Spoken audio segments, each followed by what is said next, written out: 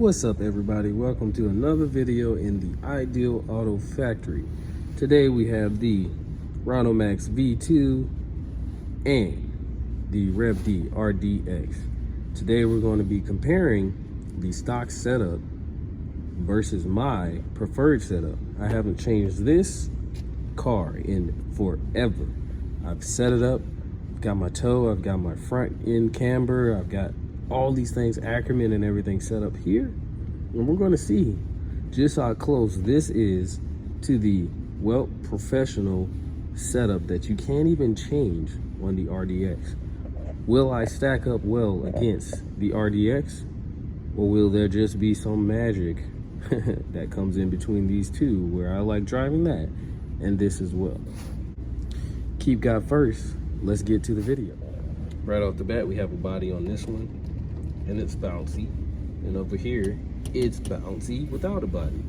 Now when I bottom out this one, I still have some actual clearance, so that means my shocks are bottoming out before my chassis hits the ground. On this one, the whole chassis can hit the ground before it bottoms out, so this one has a higher ride height and more shock travel. Therefore, that has more, this has less front end travel. And for the rear, it's the same thing. You can see a lot more rear travel than on mine. Barely any. And when I take the body off, the body doesn't limit any of that. Same thing applies, see? So the dampers are bottoming out. Same for the rear. Bottoms out before the chassis touches the ground. And just so you know the proof of how I drive my vehicle, you can see there's no scratches on it. And I've been driving this thing for ages now. Going on 2 years, I think. Referenced my first Rhinomax video. But as you can see, we got plenty of bounce in the front. Plenty of bounce in the front here. Plenty of bounce in the rear. Way more bounce in the rear here. And if you look, both the front and the rear move when I push sort of towards the rear. Same here. Front and rear move. Now, as far as suspension goes, I'm not going to get into all the details. Clearly, the whole front weight bias on both of these are totally different. We're not doing weight today. We're just going to do the suspension geometry, I should say. So camber, toe, the actual caster, and then we got camber and toe for the rear. I personally have the Rhinomax setup station. It is the 4D 1/10 on-road setup system. It's pretty quick. I'm going to put it on the Rhinomax first so you guys can see that, because I know some people want some settings for this, and then we're going to put it on this, and we're going to see if this is pretty close to that. Right. So I have the setup station all set up. Took the wheels off, put the pieces on, and then we have our track width down here. I did have to add a little spacer right there.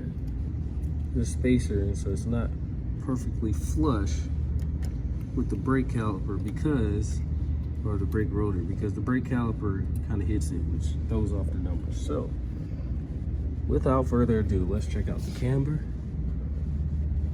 That's a -5 on this side and a -5 on this side. Then we also have the toe. So if you look here, I'm pointing at the rear of it, but you know, toe out instead of toe in. This would be the equivalent to 2 degrees of toe in. And onto the other side, what do we have? 2 degrees of toe in for the rear half. And so that equates to 2 degrees of toe out for the front. So toe out is 2 degrees. Caster here, we're looking at somewhere in the 10-degree range, I'm going to say 10 to 15 degree range, right about there. You can see the shock tower lines up here, 10 to 15 degree range of the actual caster there. And if you take those spaces out, pretty sure my track width, where you at? So we start out with on the 5 mark here. So up front we got a 0 to 5. So you can subtract 5 millimeters from this side, and we're at a total of 197. So track width is 192, and then you subtract the 5 millimeter spacers on both sides, you get 182. So 182 track width up front. Now let's go to the rear. The rear,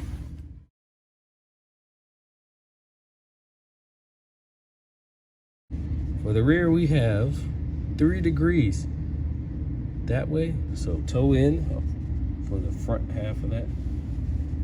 The rear has 3 degrees of toe in. Let's check the other side. Usually you can't get that one to mess up. 3 degrees. 3 degrees of toe in. And we have, what is that? 1 degree of camber. And then on the other side, whoop, that's 2 degrees. So look at that. It's not even matching. Get that camber gain a little bit. So we're not matching in the rear.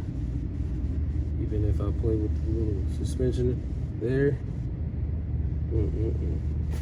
not matching. But we got about a degree or 2 of camber in the rear. That's the Rhinomax. That's the setup and the specs for the Rhinomax.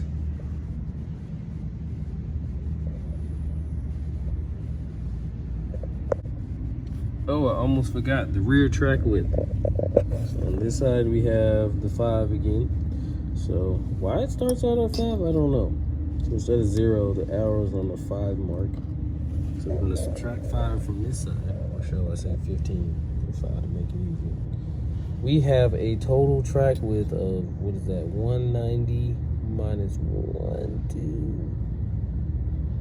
2, 3. So 187? Okay. 187 in the rear. And then you subtract 15 from that and you get 172. So 172 in the rear for the track width, and then up here it's 192 or 182, whatever I said. I'll make it right.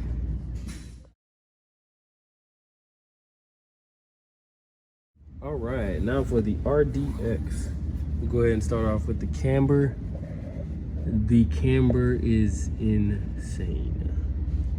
We're going almost off the charts here, pretty much 10 degrees of negative camber, and same over here. Basically 10 degrees of negative camber. Let's get into the caster.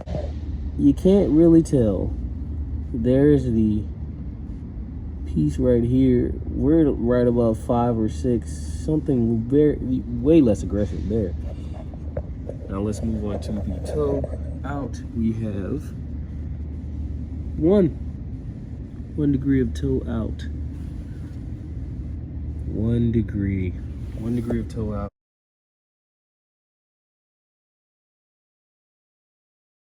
In the rear, the camber is -4. -4 degrees of camber in the rear, and a total of 1 degree toe out. Sorry, not 1 degree toe out, 1 degree toe in. 1 degree toe in. Rear's toe in. 1 degree of toe in for the rear. Caster, we're not even gonna stress that.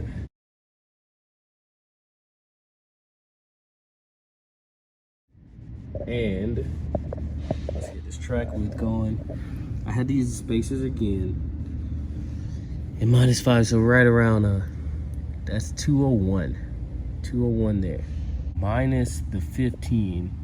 186 up front as far as the track width, and then we have That is 184 in the rear minus 15. So that will be 169. So narrower chassis, narrower car in the rear, I believe. But up front, we wide. We wide in the front, naturally wide. You can add the hex and all that stuff to make it wider, but arms are really long up front. Total different geometry, but that's the settings for the RDX versus the Rhinomax.